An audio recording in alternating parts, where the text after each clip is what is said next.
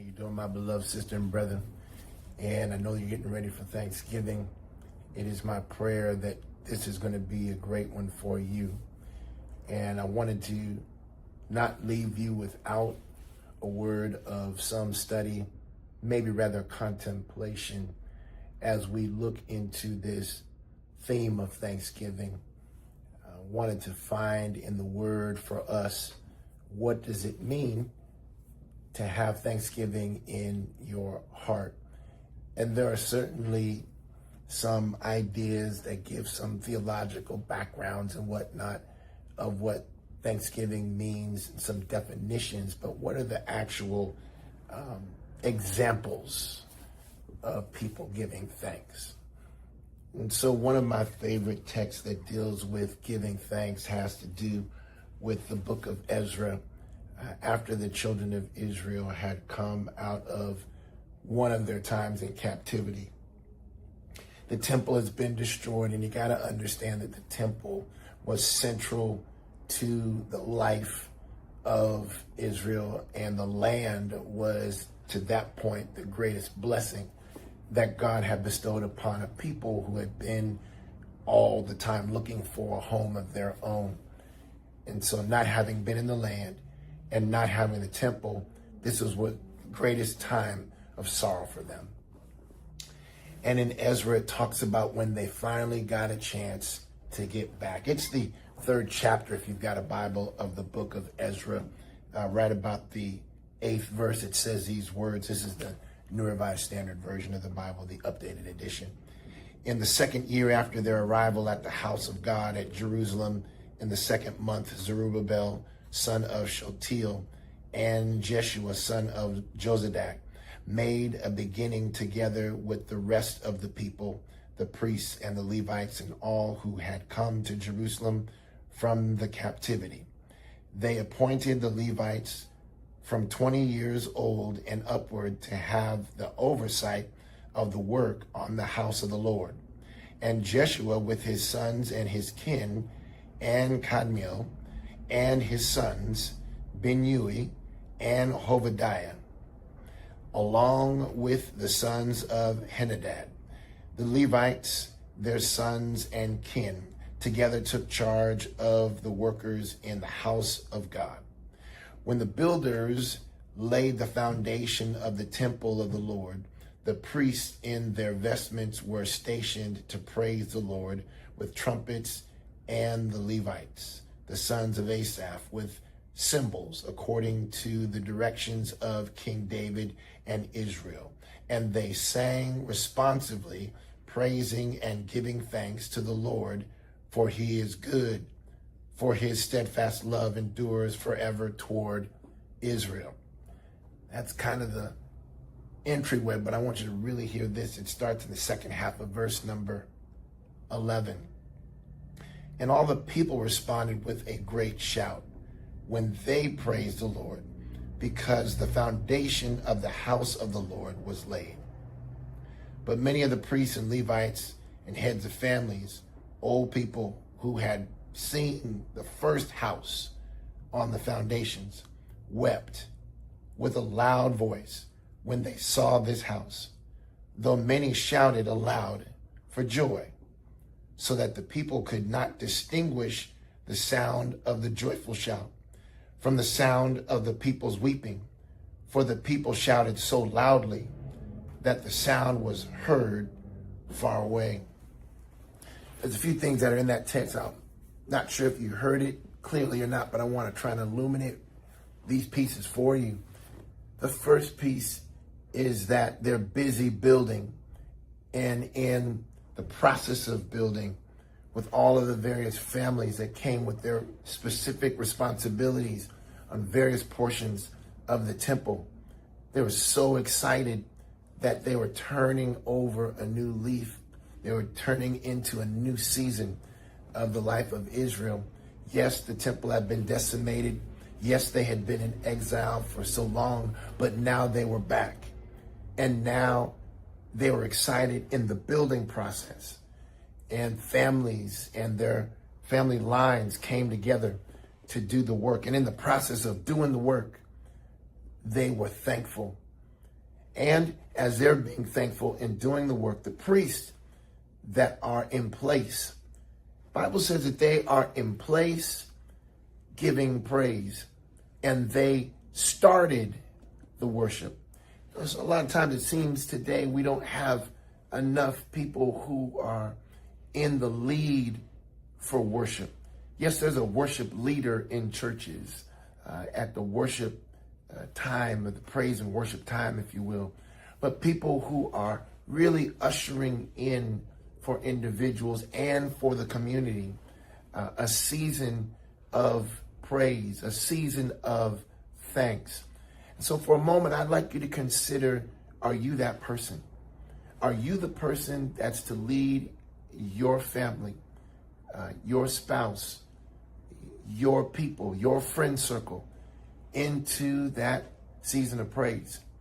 And I want you to note here that it says, when the builders laid the foundation of the temple of the Lord, the priests in their vestments were stationed to praise. They were in position to praise.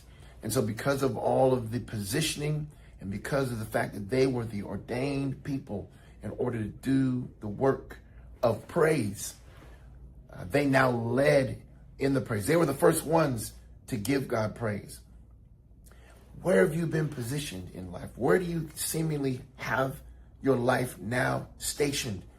And who's around you?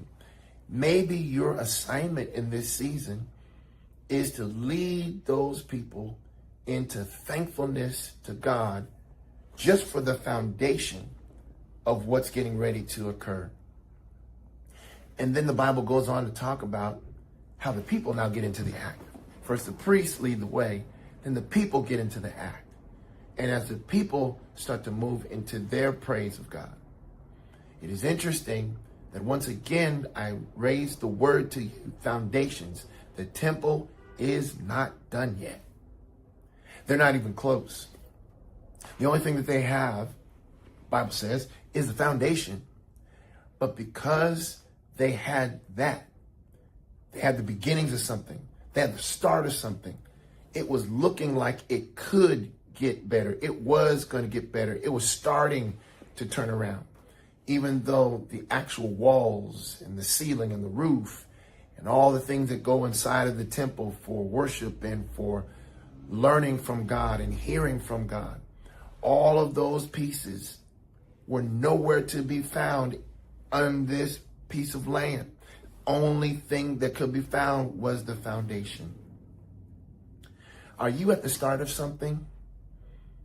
Are you and your family at the cusp of something getting ready to explode, turn off into something that has been waited for a long period of time? Have you just gone through a rough season and now you're just starting to lay a foundation for some new things to happen in your life? You don't have it yet.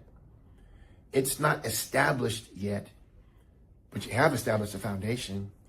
You have at least the groundwork set up for something great to happen, not just for yourself, but to the glory and honor of God. And I want to remind us that you don't have to have finished products in order to have faithful thanks to the God that's been faithful to you. You don't have to have everything all in place and completed. I hear this so many times. I've been a person that said it myself. I should be further along than I am right now. By this time, by this age, by this season of my work life, my personal life, I should be further along by now. I should have more things set up already. And I need to let you know that you ought to pause for a minute. Give yourself a moment to recognize that God has started something great through you. And this is worthy of telling the Lord, thank you. It says in the scripture that the people who were thankful just to have had the foundation and the people who remembered what the foundation represents that was previously there who wept, both were so loud that it could be heard from afar off. I know a lot's been made about what does and doesn't go into thankfulness. That it doesn't take all of what some people do to be exuberant in their praise. And in fact, and indeed, it's true that there are some folks who are just putting on a show for other people. But when you've been through something, when you've got life looking at you with only a few pieces of foundation and wondering whether or not this is a good moment to give God thanks, I want to remind you that even as far back as in the times of the Old Testament, in the 3rd chapter of Ezra, you'll find that when the foundation gets laid, that's a good time to give God thanks. It's a good time to give God thanks before you arrive into your blessing. It's a good time to give God thanks before you get into what it is that you see in your future. It's a good time to give thanks, even if all you've got is a foundation. Look, before you eat, for those of you that are going to be around the table, maybe with friends and family, before you put a knife and a fork into that food, before you do it, you're going to give thanks to God for the food that lays before you. It's already been prepared. It's already done. It's already finished. But can you give God thanks when you're in the store buying the turkey? Can you give God thanks when you get the job that allows for you to be able to go into the store and get the turkey? Can you give God thanks when you're filling out the application or typing in online your CV, your resume for the job while you were jobless? And thank God in advance for the position, maybe not that one, but the one God has for you. Can you give God thanks when you get just enough education to make you employable? Can you give God thanks even if you don't have the same level of education as somebody else, but you've got the rudiments of something that's going to allow for you to step into some means of being able to take care of yourself and your loved ones? In other words, what I'm trying to let you ask yourself is, can you give God thanks when you're just at the start of something, even if you don't have all of the something that you want in your life? I pray that you don't need a whole lot of stuff this year to give God thanks. I pray that the foundation is enough for you. And there's an old phrase we say in the church oftentimes: even if the Lord doesn't do another thing for you, God's already been so good. It's laid the foundation for higher heights, brand new mercies, greater blessings. Who knows what's in store for you as we come to the close of this year and get ready to step into 2026? Greater is at stake. And what if greater required your thankfulness in order to step into it? I dare you to give God thanks at the time of foundation. I dare you to give God thanks when you don't have it all. I dare you to give God thanks when all you can do is have the vision, even though it's not in your physical eyesight. I dare you this year and every day afterward to give God thanks, no matter how much or little you've got. Thank God for you. Thank God for your friends and family. And even if you don't have everything around the table, even if you don't have a table, this is a season that we ought to give God thanks. God bless you.